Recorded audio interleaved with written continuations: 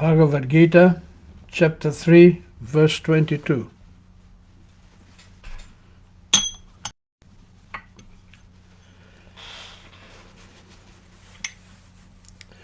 Jaya Radha Madhava Kunja Bihari Jaya Radha Madhava Kunja Bihari Jaya Gopi Jana Vallabha Girivaradhari Jaya Gopi Jana Vallabha Girivaradhari Yashodanandana Braja Janaranjana Yashodanandana Braja Janaranjana Jamuna Tira Vanachari Yamuna Tira Vanachari Jaya Radha Madhava Kunja Bihari Jaya Radha Madhava Kunja Bihari Jaya Gopi Jana Vallabha Girivaradhari Jaya Gopi Jana Vallabha Girivaradhari Yashodanandana Braja Janaranjana Yashodanandana Braja Janaranjana Yamuna Tira Vanachari Yamuna Tira Vanachari Jaya Radha Madhava Kunja Bihari Jaya Radha Madhava Kunja Bihari Jayam Vishnupada Paramahansa Parivrajakachaja Astotara Sata Shri Srimad A.C. Bhaktivedanta Swami Srila Prabhupada Ki Jai Ananta Koti Vaishnava Vrinda Ki Jai Namacharya Srila Haridas Thakur Ki Jai Prem se kaho Shri Krishna Chaitanya Prabhu Nityananda Shri Advaita Gadadara Shri Vasadi Gora Bhaktivinoda Ki Jai Shri Shri Radha Krishna Gopa Gopinath Shama Kunda Radha Kunda Giri Govardhan Ki Jai Vrindavan Mathura Dham Ki Jai Navadip Mayapur Dham Ki Jai Jamuna Mai Ki Jai Ganga Mai Ki Jai Bhakti Devi Ki Jai, Tulsi Devi Ki Jai, Samaveta Bhakta Vrinda Ki Jai. All glories to the assembled devotees. All glories to the assembled devotees. All glories to the assembled devotees. Bhagavad Gita, chapter 3, verse 22. Name partasti kartavyam trishu lokeshu kinchana Nanavaptam avaptavyam varta eva chakarmani Name partashti kartavyam trishu lokeshu kinchana Nanavaptam avaptavyam varta eva chakarmani Name partasti kartavyam trishu lokeshu kinchana nanavaptam avaptavyam varta eva cha karmani. Na, none.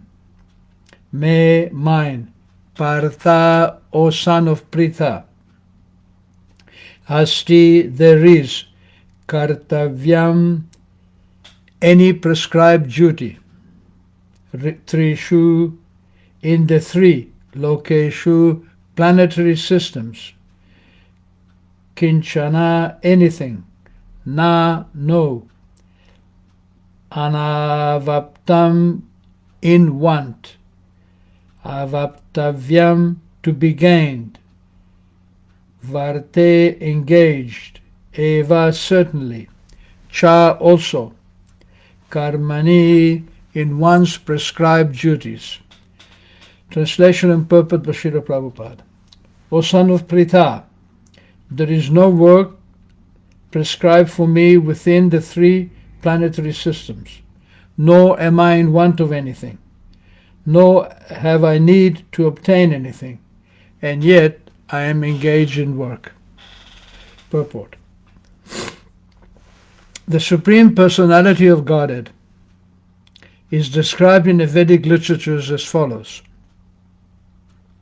Tam Ishvaranam Paramam Maheshwaram Tam Devatanam Pramanam Chadaivatam Patim Patinam Paramam Prasastad Vidamadevam Bhuvaneshamidyam Natasya Karyam Karanam Cha Vidyate Natatsamascha Vidyadi Kascha Drishyate Parasya Shakti Vividaya Shruyate Swabhavati Jnana Bala Kriyacha.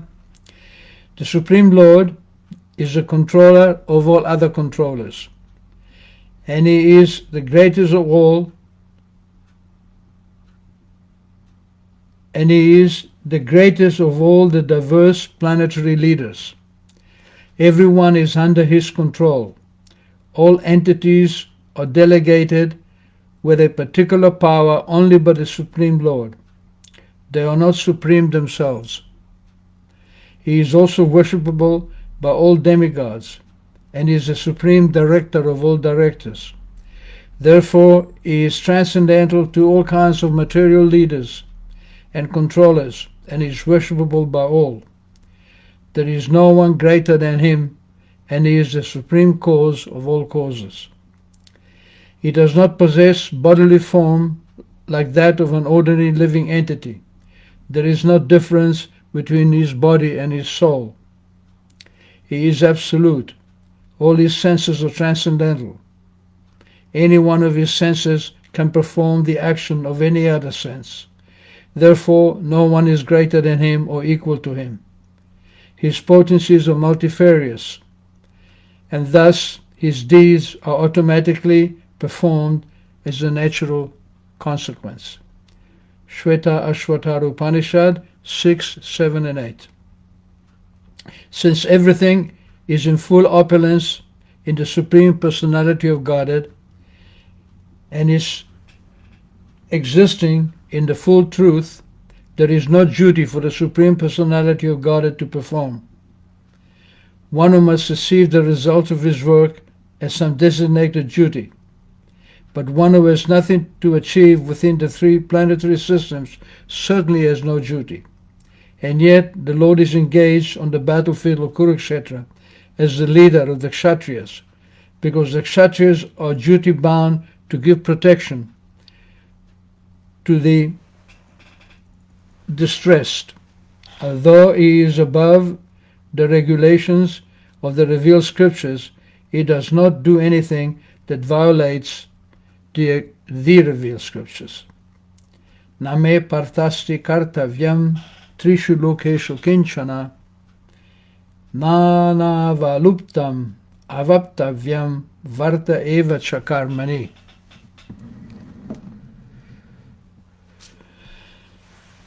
So this is the difference between God and everybody else. This is the reality. This is not some imagination It's not some faith that I have in this particular narrative, and tomorrow I may have faith in another narrative. No, this is the reality. The beauty of Krishna consciousness is that it actually wakes you up to what is real and what is not real. This material world is temporary. It is created at some time, it exists, and then it is destroyed. The living entities who come into the material world have some duty to perform, have some desire to fulfill. Everyone in the material world, from the ant to Lord Brahma. Yastu Indra Gopam Atavendra Mahoswakarma Bandhanurupa Apibhajanamata Noti. That from Indra, the king of heaven, to the Indra Gopa, a tiny insect that lives in the grass, everyone is following his karma. By definition, God is perfect. Therefore, the living entities who have been placed in this material world by God's energy, by God's allowing them to be here, belong to this material world. It is just like in a prison house. Everyone in a prison house is a criminal. In the material world, in the prison house, sometimes there is a mistake and someone is in prison who is not a criminal, who is innocent. There has been a miscarriage of justice. Somebody goes to jail although he's innocent. That is because the legal system in the material world, like everything else, is imperfect. Because we are imperfect. But God, by definition, is perfect. Therefore, if someone is allowed by God or is put by God into the material universe, you can be sure that that person is there for a reason.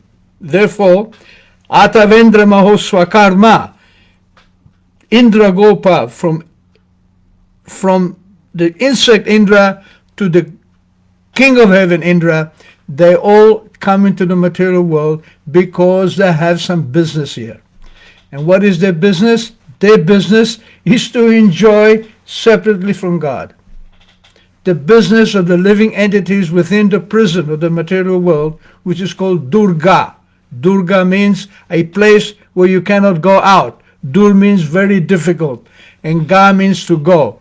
So Durga is the prison, is the place which is very difficult to come out of. So everyone within this universe, within this Durga, within this prison house, has some business to do. When Krishna comes to the prison house, it appears externally that he also has some business to do. But here he says, no, I have no business to do. I come to this material world and perform work to teach by my example what is the reality of the material world. When Krishna comes, he speaks the Bhagavad Gita. He performs his activities that are so wonderful and so powerful that if we simply hear about them, Shrimvata Swakatha Krishna, if we simply hear Shrimvata Swakatha, Krishna's activities. Katha means activity. Katha means how it is done. We can see how Krishna performs his activities, how Krishna lives his life. That is called Katha. So Shrimvata Swakatha Krishna, they are punya shravana, they are auspicious to hear, kirtana, and to repeat. Why? Riddhi antashtohya badrani vidunoti surit satam. That by hearing and chanting the wonderful activities of Krishna, we become clean in the heart. The heart becomes cleansed. The mirror of the heart becomes cleansed from the dust, and we can see who we really are, which is not this body.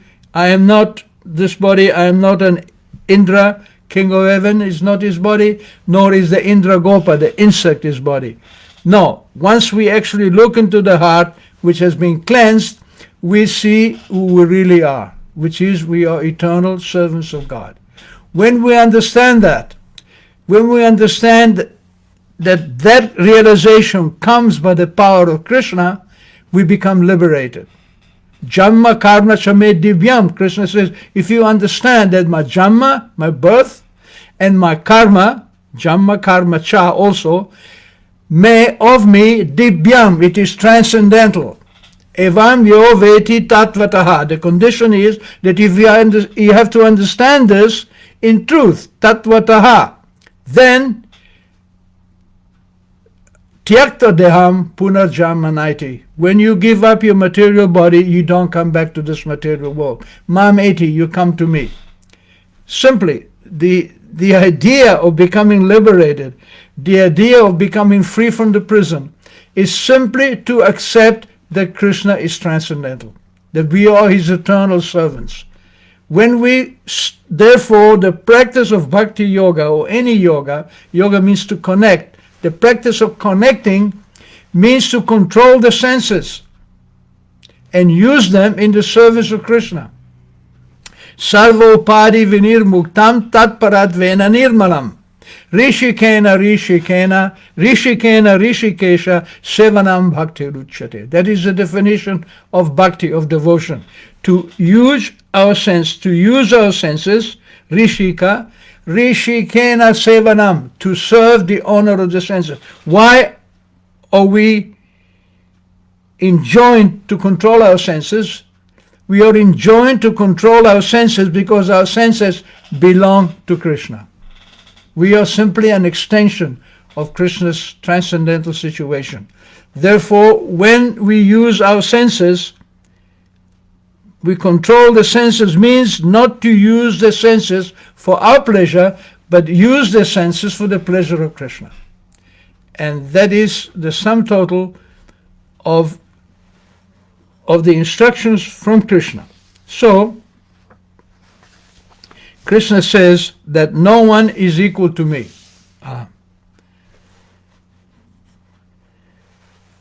No one is greater than me.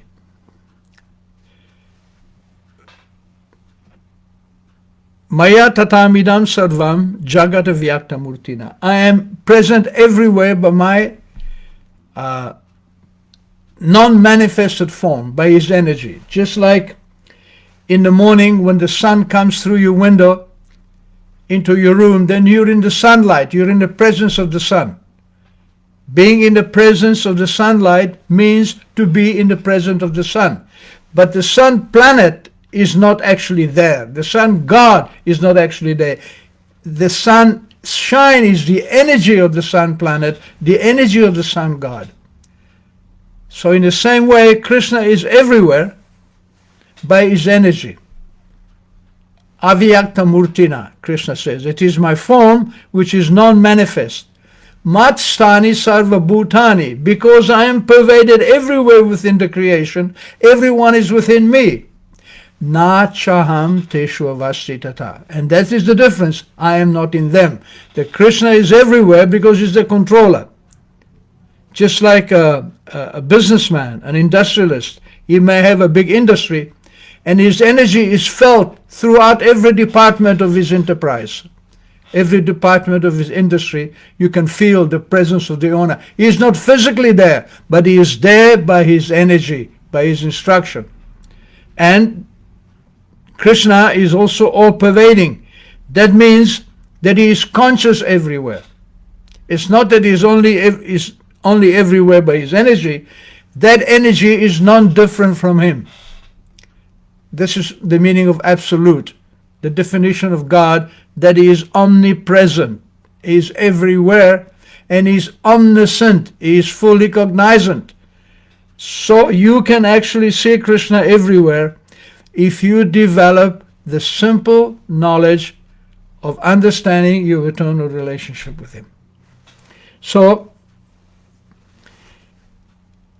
in many parts of the Vedas, the difference between Krishna and the living entity is described. For example, in the Ishopanishad, in the 5th mantra, it is said, Tad ejati, tan naijati, tad ture, tadu antike. Krishna is walking and is not walking. Is dure, very far away, Antika is also within everybody's heart, within the atom. Tad antarasya sarvasya is within everything. Tad u sarvasyasya bhayata, and is also outside everything. Now, I am conscious of my body, and I am conscious of my immediate environment, my apartment, my neighborhood. I might even be conscious of the whole nation or even of this planet in which I live. But I am not conscious of everything that is surrounding me. I know my feelings, but I cannot know the feeling of somebody else because I am localized.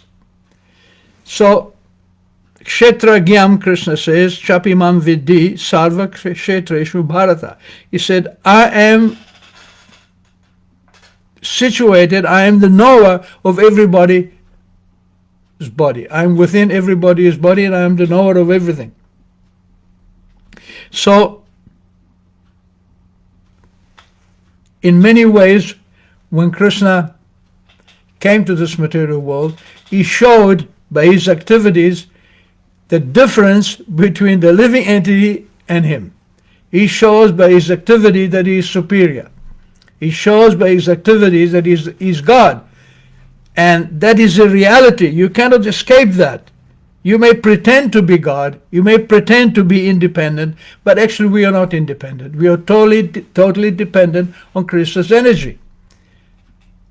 We cannot create even a grain of rice. We come with nothing and we leave with nothing. Therefore, we should be conscious of our dependent situation, and by looking at Krishna's activities, we can become more and more certain. I was reading in Krishna book about Krishna when he married his first 8 wives. The one wife he married was called Satya. This Satya was the daughter of King Nagnajit, so she was also known as Nagnajiti. And her father, he had devised a test so that prospective suitors for the hand of his daughter in marriage would have to pass the test and prove their prowess. So what was the test? The test was that he had 7 ferocious bulls. And these bulls were so angry and so ferocious that no one could come near them. But the test was that whichever prince was able to subdue these 7 bulls, he could have this princess as his wife. That was the test. So Krishna heard about this. This was famous because many princes during Krishna's time went to Nagnajit's court and were actually maimed and broken by these bulls. They attempted to subdue them, but not able to. So this was a famous event, a famous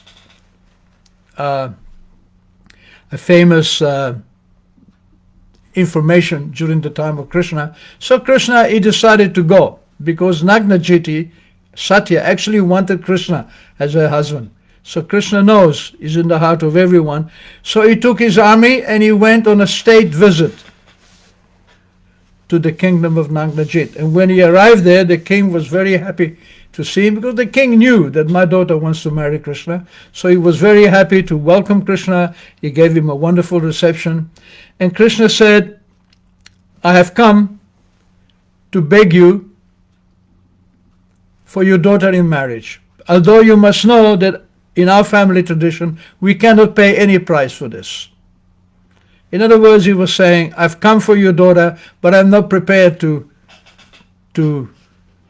follow your test of subduing the bulls. But Nagnajit, who was also a devotee, he said, my dear Krishna, I have given my word, and throughout the kingdom, throughout India, they know that I have devised this test. Therefore, I beg you, please, I know your power. You can very easily subdue these bulls. So you please do it as a personal favor to me. And Krishna agreed. And he went into the arena. The 7 bulls were released. Immediately Krishna expanded himself into 7 different Krishnas, and he caught hold of each bull and tied the rope through their nose, and he subdued them just like they were baby calves. And he expanded himself into 8 forms to show his prospective queen, the princess Satya, that even though I have other wives, because I think Satya was his 5th wife. Rukmini was the first, Satyabhama, Jambavati, Kalindi, and Satya. She was the 5th, no, Mitravinda Satya. She was the wife number 6. So she knew that Krishna has 5 other wives, and Krishna showed her that I may have more than one wife, but I can expand myself into as many forms as I like. Therefore, you will not be bereft of my association. So Krishna showed that he could expand himself into different forms. There is no history of anybody else who's able to do that. Even the great yogis, even Narada Muni and great yogis, they can expand themselves into forms, but these forms that they expand themselves are dependent on the original form. It is just like a TV image.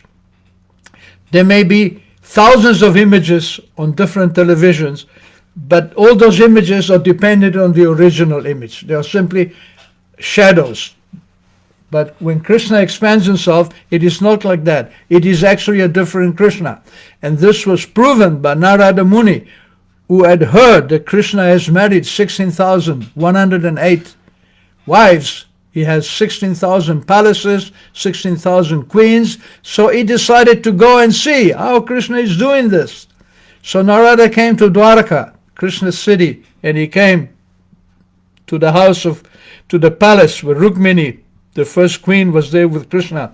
And Krishna welcomed him, washed his feet, sat him in a comfortable place, welcomed him with all honor. And Narada Muni saw that Krishna was dealing in his family affairs. Then he went to the next palace, the palace of Satyabhama. And the same palace after palace after palace, Narada Muni saw that Krishna in one palace he was talking with his wife, in one palace he was giving a daughter in marriage, in one palace he was welcoming a daughter-in-law, in another palace he was dealing with the brahmanas, in another palace. So in every palace Krishna was doing different activities, the same Krishna, but each form was independently performing these activities. That is the difference between Krishna and everybody else. Therefore in the Gita he says, Mata parataram nanyat kinchid asti dhananjaya. My dear Arjuna, the difference between me and everybody else, that is no one is equal or greater than me. Mata, than me, parataram, greater or equal, nanyat, there is nothing. Kinchid, nothing. It says, I am just like the string holding together a necklace of pearls. Sutre mani ganaiva. Just like the string holds all the pearls in a pearl necklace, similarly, I am holding the whole creation. I am the string that holds all the creation together. And it is also said that Mahabharata is an epic describing the activities of many, many kings and of Krishna, of course. The history of Greater India, the greater history of India.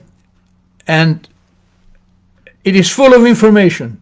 But what keeps the Mahabharata together, the string that holds this whole Mahabharata, and it is, I have a Mahabharata copy, it is 12 volumes. The string that holds it together is Krishna. So,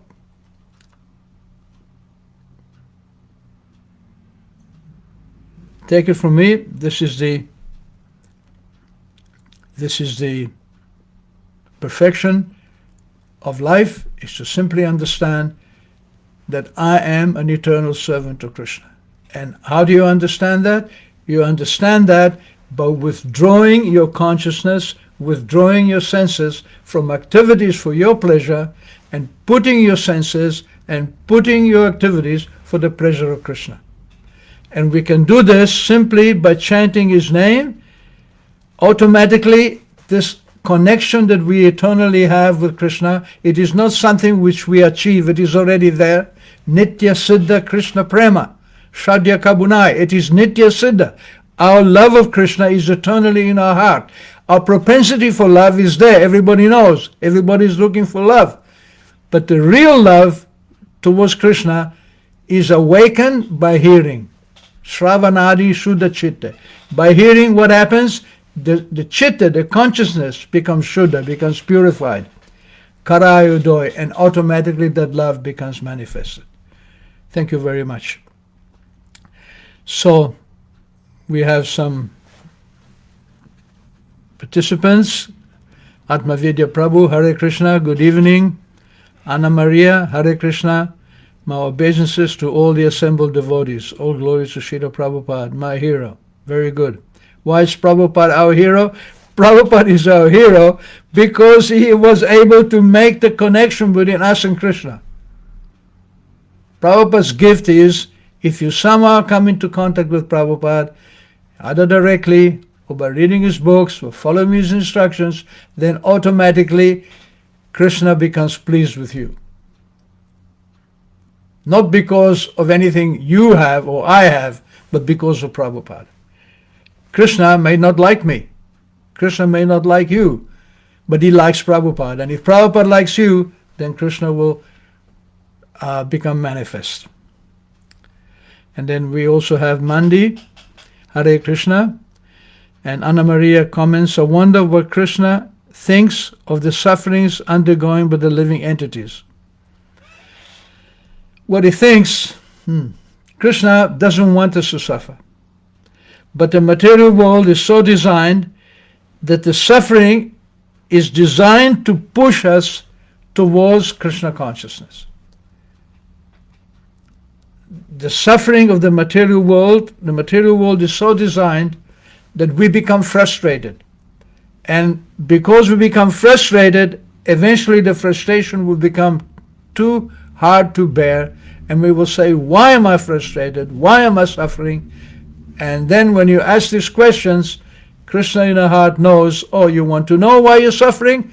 This is the reason. And he will send someone like Prabhupada who will explain to you the reason of your suffering.